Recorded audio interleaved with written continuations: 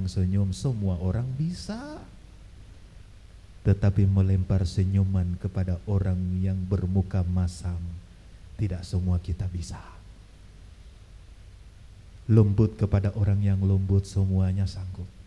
Tetapi berlaku lemah lembut kepada orang yang kasar. Betul tidak saudaraku? Bukankah api hanya bisa dipadamkan dengan air? Bukankah kebencian hanya bisa ditaklukkan dengan cinta kasih? Satu yang saya pastikan, saudaraku semua yang hadir ini orang-orang yang disayangi Allah. Mudah-mudahan tetap berbaik sangka kepada Allah. Amin ya. Lanjut saudaraku.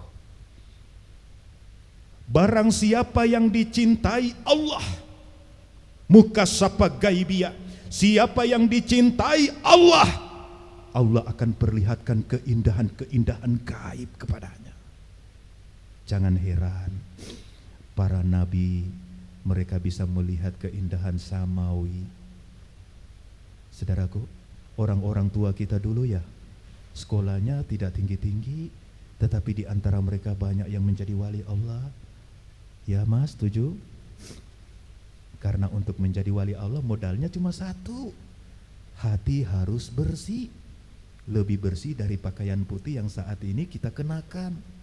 Betul tidak saudaraku? Ustadz, betulkah yang dilihat Allah cuma hati? Betulkah yang dinilai cuma hati? Betul. Jika hatimu selamat, selamat. Tetapi jika hatimu celaka, celaka. Jagalah hati. Kalau ada yang punya mobil mewah, tidak usah iri ha? Untuk apa iri hati? Itu hanya dunia, itu hanya perhiasan, itu hanya aksesoris, itu hanya pernak-pernik. Tidak usah iri hati. Jangankan punya mobil, andai kata saudara kita punya pesawat, punya kapal pesiar, tidak usah cemburu. Karena bahagia itu ada di dalam hati orang-orang yang pandai bersyukur. Ya mas, berarti walau rumah saya kecil Pak Ustadz, saya bisa bahagia? Bisa. Karena ukuran bahagia bukan dilihat dari ukuran rumah. Tidak sedikit yang punya rumah kayak gedung, tapi hidupnya merana. Tidak sedikit pejabat-pejabat yang tajir, tapi hidupnya gundah gulana. Kasihan melihat mereka. Kalau bisa kita bicara, wahai saudaraku, bahagia yang kamu uber-uber itu nanti kami kasih tipsnya. Ya saudaraku, gimana bisa bahagia kalau sudah keluar, sudah jauh dari sumbernya? Sumber bahagia siapa? Allah, zat yang tidak pernah depresi, zat yang tidak pernah stres, zat yang tidak pernah frustrasi, Allah. Barang siapa yang menjauhi Allah, maka mereka itu hanya mimpi di siang bolong, gak bakalan ketemu bahagia. Gimana bahagia? Dia sendiri jauh dari sumbernya kok. Gimana happy? Dia sendiri lari dari mata airnya. Gak ada ceritanya orang yang jauh dari Allah itu bahagia mas. Betul gak? Oh, berarti bahagia yang pertama kita sudah tahu kuncinya. Ingin bahagia tidak ada pilihan. Ingin bahagia tidak ada alternatif kecuali pulang menghadap Allah. Ala bidzikrillahi tatmainul qulub. Barang siapa yang ingat Allah, hati mereka itu akan damai. Padahal orang di luar sana dalam ketakutan. Tetapi orang yang ingat Allah tenang. Jangankan banjir, jangankan tsunami.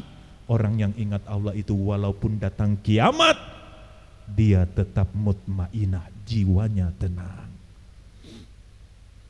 Inna awliya Allah la khaufun alaihim wa lahum yahzanun. Sesungguhnya wali-wali Allah itu tidak ada ketakutan, tidak ada rasa gentar sedikit pun. Tenang.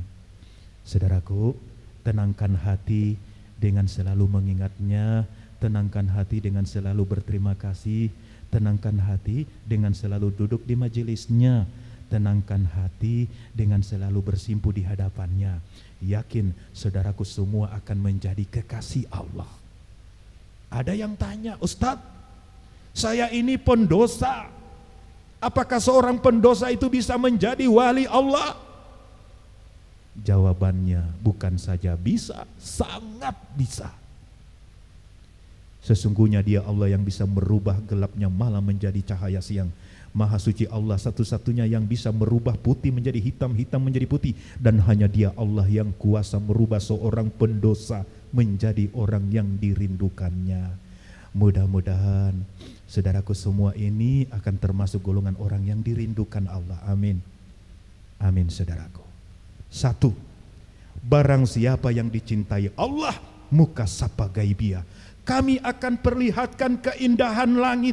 Kami akan perlihatkan kepadanya lauhil mahfuz. Kami akan perlihatkan kepadanya keindahan surga. Mereka hidup di dunia, tetapi mereka telah melihat keindahan langit. Mereka gentayangan di dunia, tetapi Allah telah tampakkan bagi mereka sebagian nikmat Allah. Ini yang Allah bahasakan dalam Al-Quran. Orang-orang yang bertakwa, kami akan berikan nikmat yang tidak pernah dilihat oleh mata, nikmat yang tidak pernah didengar oleh telinga, nikmat yang tidak pernah terbersit di hati manusia. Kami berikan mereka nikmat yang pernah dirasakan oleh para nabi, yang pernah dirasakan oleh para wali. Tetapi nikmat itu tidak semua orang diberikan, kecuali saudaraku-saudaraku yang sabar di atas jalannya. Amin ya. Amin Allahumma amin. Itu yang pertama. Yang kedua, Allah katakan, barang siapa yang dicintai Allah, diberikan ujian dia bersabar. Apabila disebut nama Allah bergetar hatinya. Apabila dibacakan ayat-ayat Allah berlinang air matanya. Mukasyafah rububiyah. Kami akan perlihatkan kepada orang-orang yang kami sayang cahaya di atas cahaya, cahaya yang lebih terang dari apapun, yang andai kata matahari itu dilipat gandakan 1 triliun, tidak akan mampu menyamai nurun wa nurin. Cahaya yang sempurna, cahaya di atas cahaya. Di dalam surat An-Nur Allah telah jelaskan dengan begitu indahnya. Sesungguhnya kami pemilik cahaya langit dan bumi, dan perumpamaan cahaya kami seperti lubang yang tidak tembus. Di dalamnya terdapat pelita yang besar. Pelita itu berada di dalam kaca. Kaca itu terang benderang bagaikan bintang-bintang yang bersinar seperti mutiara, yang dinyalakan dengan minyak yang diambil dari pohon yang penuh berkah. Itulah pohon zaitun yang tidak tumbuh di sebelah timur, tidak pula di sebelah barat, yang minyaknya saja hampir-hampir menerangi walau tidak disentuh api. Cahaya berlapis-lapis. Kami akan tunjuki kepada cahaya kami siapa yang kami kehendaki, dan kami jadikan perumpamaan bagi manusia. Sesungguhnya kami Allah mengetahui segala sesuatu. An-Nur ayat 35. Subhanallah saudaraku, baru mendengarkan terjemahan surat An-Nur ayat 35, indah. Cahaya, lubang yang tidak tembus, di dalamnya ada pelita yang besar. Kita bayangkan, semua jendela ditutup, semua pintu tutup, semua ventilasi tutup. Yang tinggal satu ruangan yang disebut rongga. Dan di dalam ruangan itu letakkan matahari. Bagaimana terangnya matahari itu? Tentu sempurna. Kenapa? Karena ruangan itu tidak tembus. Punya ruangan tapi tidak tembus. Ketika kita letakkan cahaya matahari, 100% kekuatan cahayanya. Tetapi seperti rumah ini, ada jendela, ada pintu, ada ventilasi. Kalaupun kita letakkan cahaya di dalamnya, cahaya terbagi menjadi 2, yang internal dan yang eksternal. Ada yang di dalam dan ada yang terbias keluar. Tetapi cahaya Allah, kata Allah, seperti lubang yang tidak tembus, di dalamnya ada pelita besar. Baru kita membayangkan, Pak Ustadz, ada telur yang belum pecah. Di dalam telur yang belum pecah itu ada cahaya. Terang tidak? Ini baru kita sampaikan ayatnya. Gimana kalau kita sendiri sudah ngalami? Bagaimana kalau kita sendiri sudah lebur tenggelam di dalam nur? Oh, subhanallah. Orang-orang yang dibimbing ke dalam cahaya Allah, mereka akan merasakan nikmat yang melebihi surga. Barang siapa yang tenggelam di dalam nur, di dalam cahaya Allah, mereka telah sampai pada puncak kenikmatan, tidak ada lagi nikmat setelah itu. Barang siapa yang telah tenggelam di dalam kenikmatan Allah, seluruh kenikmatan ini sudah tidak ada arti lagi baginya. Jangan heran wali-wali Allah itu juhud, tidak terpesona lagi kepada dunia. Jangankan dunia, surga saja tidak mampu lagi menghentikan kerinduan mereka kepada Allah. Saudaraku, mudah-mudahan kita termasuk orang yang diberikan oleh Allah cahaya sebelum kematian datang. Amin. Amin Allahumma amin. Nah, ini saudaraku yang dirahmati Allah, saya Muhammad Ilyas Kono dari Gorontalo atau Pulau Sulawesi Utara. Dulu saya pegawai negeri, 8 tahun saya menjalani hidup sebagai pegawai, ya sebagaimana pegawai mas, sampai pada tahun 2001 setelah 8 tahun menjalani kepegawaian saya mengambil keputusan yang sangat menentukan hidup saya sampai di titik ini. 2001 saya resmi meninggalkan pegawai. Saya sampaikan kepada teman-teman, selamat tinggal teman. Saya ingin mencari Allah sebelum saya mati. Berjumpa dengan pejabat sudah biasa bagi saya, tidak ada lagi yang istimewa. Tetapi hari ini hati saya ingin sekali ketemu dengan pemilik diri saya. Sebelum saya pulang, sebelum terlambat, sebelum nasi menjadi bubur, tolong dipahami, saya meninggalkan pegawai untuk mencari Allah agar supaya hati tenang. Tahun 2001 saya resmi meninggalkan pegawai. Mudah-mudahan ya pengalaman ini bisa menginspirasi kita. Amin ya. Kemudian setelah itu saya belajar agama. Pada saat memulai perjalanan saya berkata kepada Allah, ya Allah, saya sedang berjalan menuju kepadamu. Saya tahu perjalanan yang paling berat adalah perjalanan menuju kepadamu. Ujian yang paling berat adalah ujian orang-orang yang mendambakan cintamu. Ya Allah, saksikan, aku adalah Ilyas Kono yang bodoh. Tetapi hari ini, walaupun aku orang yang bodoh, aku datang kepadamu dan aku siap menerima ujian.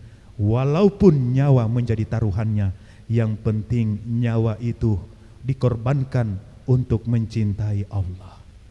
Di dalam Al-Quran cuma satu yang Allah katakan, barang siapa yang bersungguh-sungguh mencari aku, maka aku akan tunjuki jalan sehingga dia sampai kepadaku.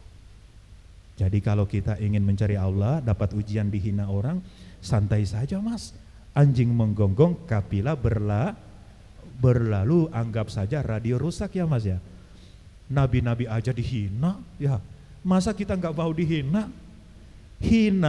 Penghinaan itu hanya ujian, penghinaan itu hanya cobaan. Tapi Pak Ustadz ini berat. Coba ketika ada ujian, jangan lihat yang menguji kita. Ketika ada ujian, yang kita ingat, yang mengirimkan ujian siapa lagi kalau bukan Allah? Manusia itu cuma perantara saja. Nah, gara-gara kita terlihat perantara, gara-gara yang kita pandang perantara, kita jadi suudzon kepada Allah. Mulai sekarang ada masalah, ingat Allah. Setuju semua ya? Terima kasih. Lanjut dari ta'arufan saya sehari-harinya di Gorontalo itu menyampaikan kata-kata yang bisa saya sampaikan.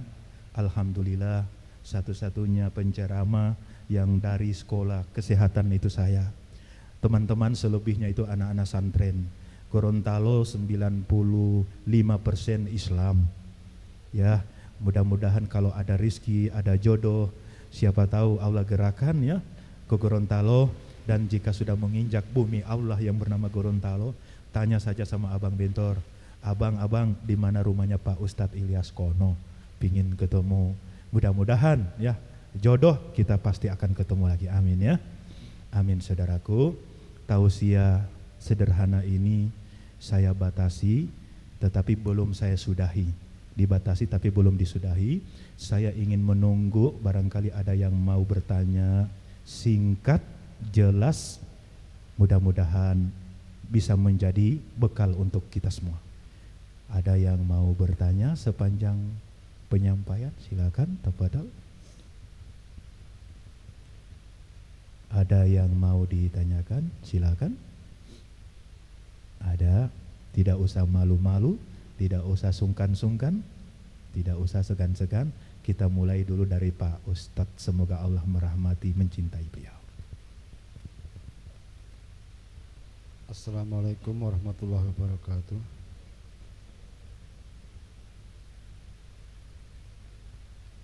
Saya ingin penjelasan dari Bapak Ustadz Ilyas Gono, bagaimana caranya kita bisa istiqomah untuk selalu cinta kepada Allah. Begitu Pak. Terima kasih. Terima kasih kembali, semoga Allah menyayangi kita semua. Alhamdulillah ya. Saudaraku, istiqomah itu adalah sesuatu yang paling paling utama dan paling mulia. Nah, istiqomah itu adalah apa yang dianjurkan oleh Allah dan Rasul-Nya. Istiqomah itu adalah seseorang yang berpegang teguh kepada tali Allah. Orang-orang yang tetap setia mencintai Allah, walaupun kebanyakan orang berpaling dari Allah. Istiqomah adalah orang-orang yang tidak terkesan dengan lingkungannya. Walaupun lingkungan sekitarnya jauh dari Allah, dia tetap istiqomah. Istiqomah itu kata lain dari setia. Bagaimana kita tetap setia di dalam mencintai Allah? Nah, saudaraku, kata Nabi, untuk setia tidak ada jalan kecuali yang pertama, perbanyaklah zikir. Ya. Perbanyaklah ingat Allah. Setiap keluar napas, ketika datang malam ingat yang punya malam, ketika datang siang ingat yang punya siang, ketika turun hujan ingat yang menurunkan hujan, ketika berpapasan dengan makhluk Allah ingat pemilik makhluk, melihat gunung ingat Allah, melihat laut